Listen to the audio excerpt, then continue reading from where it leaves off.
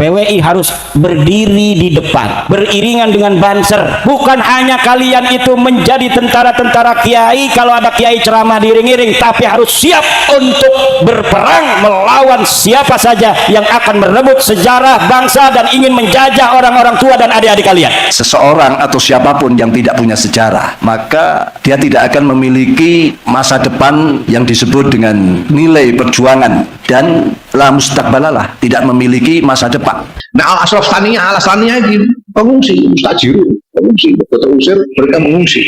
Ya, ini al-ashraf saniyah itu sing nanti saiki isih nganu sing mempertahankan nama pamungnya. Bangsa As-Saqaf, Al-Attas, Al-Aidid, Al-Aqil, Syihab, Al-Ashraf, Al-Saniyah, pengungsi.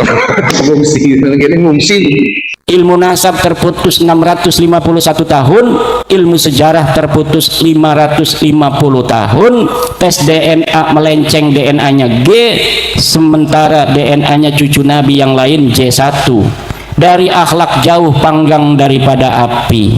Lari dari orang-orang Wahabi, ditolong oleh orang-orang Nusantara, Jawa ditulungi, tanggono. Mulane al-ashraf saniyah iki, biyen-biyen iku manu banget, mutawadhiun tenan, tahu diri.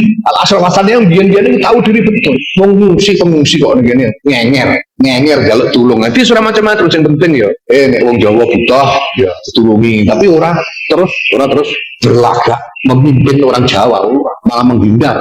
Jadi makanya PWI terbentuk itu ingin mengambil kembali ruh perjuangan daripada Wali Songo untuk dijadikan sebagai prototipe Islam yang sesuai dengan Nusantara. Al-Ashraf al-Ula itu dise sadah duriyah Kanjeng Muhammad sallallahu alaihi wasallam sing teko ning Nusantara pada sekitar abad ke-15 16. Di antara mereka adalah Wali Songo yang datang untuk membangun peradaban di Nusantara.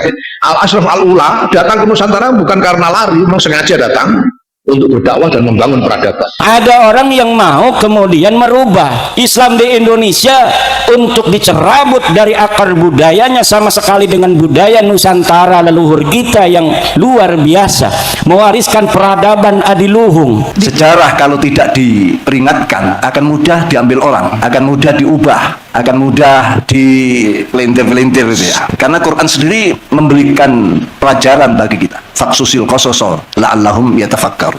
Ceritakan kisah-kisah perjuangan. Tapi kenapa kemudian hanya dengan cerita palsu, dongeng-dongeng hurapat, mau kiai-kiai yang pintar Fathul Mu'in cium tangan dan jadi budak orang yang baca Qur'annya saja nggak becus. Orang-orang goblok gak usah nanya dalilnya, mari kita ikut saja bahwa para habaib ini memang memiliki silsilah yang sambung kepada Rasulullah SAW. Pokoknya jangan nantang kualat.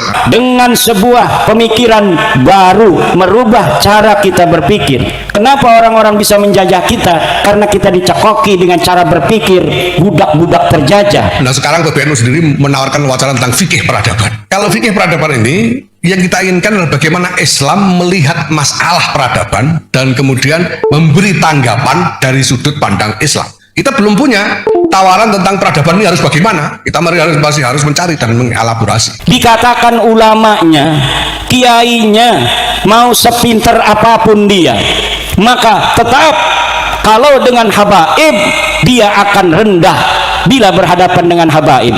Sorbannya kiai gerobogan itu tidak ada artinya dengan sendalnya Habib. Kan ada tanda-tanda ghiyabu makna Nahdlatul Ulama. Para muassis sudah banyak ditinggalkan model dan caranya. Memang dunia medsos ini kita tidak sadar kalau sudah digiring kemana-mana. Jadi sepertinya kita ini diadu.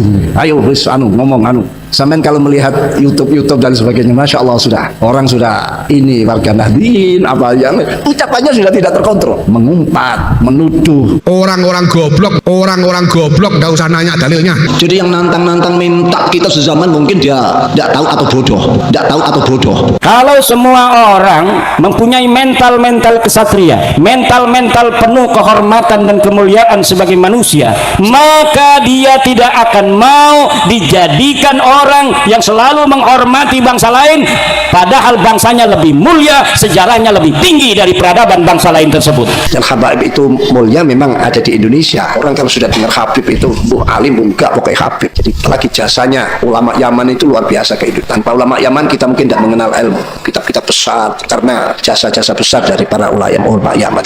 Setiap hutan ada harimaunya. Kalau kalian merasa sebagai harimau, kalian harus bertarung dulu dengan harimau-harimau Nusantara. Sampai sekarang ini masih ribut tentang nasabnya para habaib itu kan dibuat fitnah. Terus enak-enak tenang-tenang dimunculkan. Beda dengan masalah kalau isinya mau idho, apa yang sudah maton, surat-surat, sudah adik. Sudah orang sekarang berani-berani. Mulane mbiyen niku hampir ndak pernah arang banget ono sayyid kok jadi mubalek itu arang banget dia. Arang banget sayyid gawe pondok. Itu arang banget.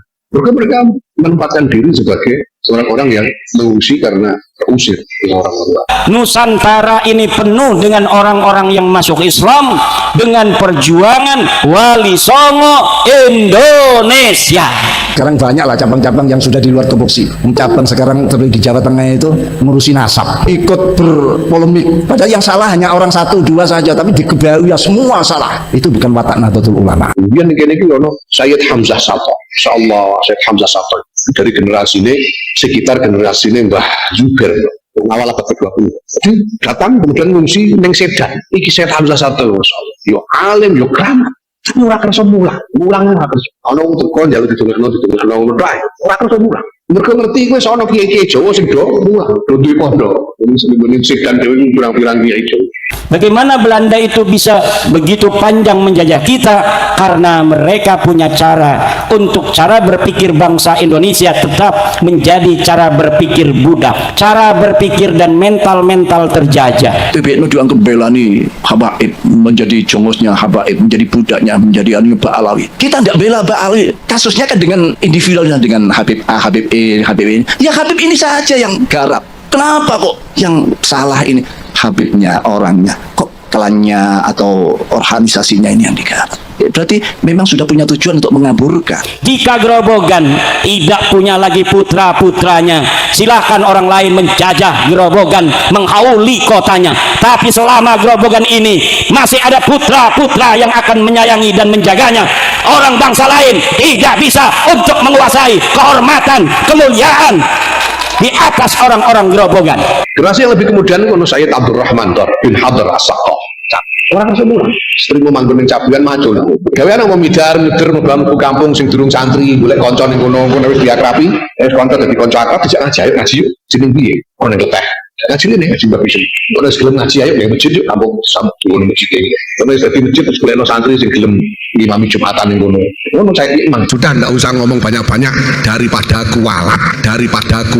Saya yakin, hakul yakin bahwa yang mulia Rais Am, pengurus besar Nahdlatul Ulama Kiai Miftahul Ahyar ini juga min nasli Rasulullah Muhammad sallallahu alaihi wasallam. Saya ndak nanya catatan. Undang iki nek bahas masalah nasab misalnya wis ojo diberi. Baik yang lawannya, baik yang ini sama-sama tidak, jangan diberikan.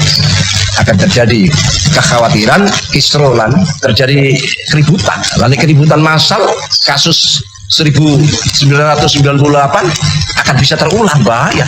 Leluhur kita di masa lalu bukanlah leluhur kelas pitik, tetapi leluhur kelas ayam Bangkok. Mergo niki wis ana peradaban yo duwe peradaban. Aja diarapno. Wong Jawa ora usah diarapno, ben dadi wong Islam tapi tetap Jawa. Al-Habib Ad-Doktor Ali Hasan Al-Bahar, apapun penelitian yang dilakukan oleh orang, apapun tesis-tesis dibuat oleh orang, walau aftal muftun, saya tetap berkesetujuan bahwa beliau Habib Ali ini adalah min dzurriyyati Rasulullah sallallahu alaihi wasallam. Ini yang harus ditanamkan pada putra-putri kita. Kalau tidak, maka suatu hari, suatu saat mereka walaupun tidak datang dengan tentara, dengan senjata, hanya dengan manipulasi data dan sejarah akan bisa menguasai kita. Alhamdulillahirrabbilalamin, akhirnya kita sudah bersama-sama menyimak, menyaksikan dan juga mendengarkan sebuah video yang sangat banyak sekali ilmu yang akan kita dapatkan, yang akan kita peroleh apabila kita mendengarkannya dari awal sampai akhir dengan tenang, dengan khusyuk, tanpa ada rasa benci, iri, dengki dan sebagainya. Jadi Bagaimana tanggapan netizen terhadap video yang sudah kita tonton bersama dari awal sampai akhir? Silahkan tulis di kolom komentar. Ya, mungkin cukup sekian video kali ini. Terima kasih sudah menonton di channel ini, yaitu Mencari Kebenaran. Semoga apa yang kita dengarkan, apa yang kita simak, apa yang kita saksikan bersama mendapatkan ilmu yang bermanfaat dan sebagainya. Dan untuk Anda yang baru bergabung di channel ini dan apabila Anda merasa channel ini bermanfaat untuk Anda, silakan dukung yaitu dengan cara subscribe, di like, di komen, dan di share agar kalian tidak ketinggalan video-video terbaru dari channel ini. Dan akhirnya wassalamualaikum warahmatullahi wabarakatuh.